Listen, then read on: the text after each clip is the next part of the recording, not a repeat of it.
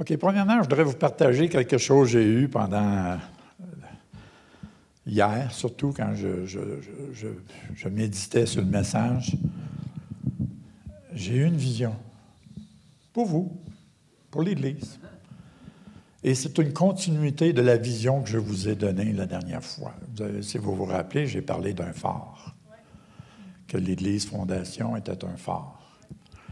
Mais ce que j'ai vu comme vision, j'ai vu soudainement du ciel tomber sur la terre une grande bâtisse faite sur le long. Je dis, OK, qu'est-ce que c'est ça? Mais cette bâtisse-là était sous le phare. Sous le phare, mais comme souterrain en même temps. Si tu voyais le phare, mais tu ne voyais pas la bâtisse. La bâtisse était comme sous terre. Et le Seigneur me disait, il dit, dis-leur que je veux faire de cette Église un lieu de refuge. Un lieu où mon peuple sera protégé. Et lorsqu'on parle de refuge, automatiquement, c'est venu dans mon esprit. Tu as besoin d'un lieu de refuge quand ça ne va pas bien, l'autre bord. Tu as besoin d'un lieu de refuge s'il y a des catastrophes. Tu as besoin d'un lieu de refuge si le monde sont prêts à t'attaquer, veulent te détruire. Est-ce que vous me suivez? Et je crois que l'Église ici, Fondation, et probablement aussi cette île, vous allez être une Église, un refuge pour plusieurs. Parce que l'ennemi, on sait que la parole de Dieu nous dit que dans les derniers temps, il va redoubler ses coups. Donc, pour moi, ça veut dire qu'on n'a rien vu. Puis on sait comment l'ennemi se déchaîne, puis il va se déchaîner encore plus. De là, il faut être vigilant, il faut travailler à notre salut, pas négliger ce beau salut merveilleux qu'on a. Amen. Donc, ce que je voyais dans cette vision-là, ça venait du ciel. Ça veut dire c'est divin, qu'est-ce qui va se produire. Dieu va vous envoyer. Je crois que Dieu va pourvoir pour que vous ayez un bâtiment qui devienne un refuge. Puis le Seigneur me montrait que vous êtes ici juste pour un temps de transition seulement.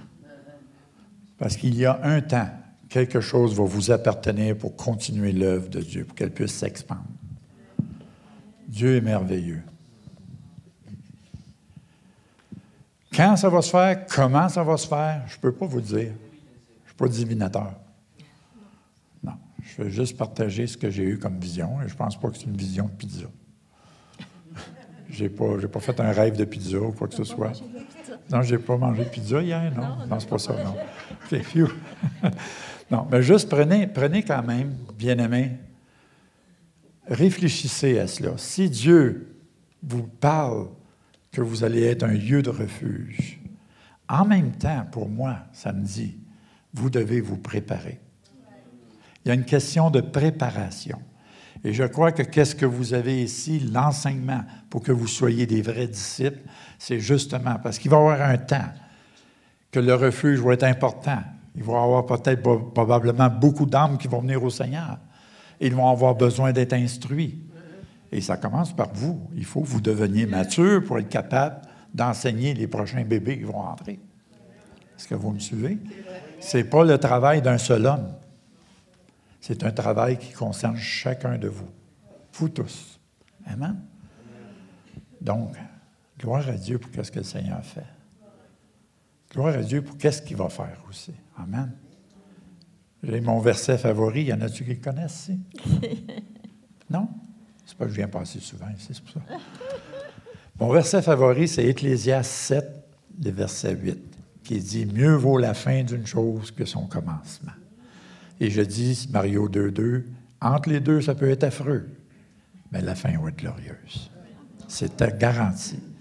Et moi, ça m'a sauvé beaucoup, ce verset-là. Il y en a qui me trouvent fatigant quand je le nomme, ce verset-là.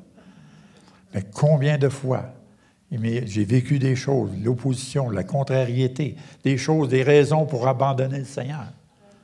Mais c'est ce verset-là qui me sauvait tout le temps. Parce que le Seigneur me montrait, il dit, mieux vaut la fin d'une chose que son commencement. Ça veut dire, continue à persévérer. Puis tant que tu as de l'espérance, tu vas le voir le jour glorieux. Amen. Gloire à Dieu. Merci Seigneur.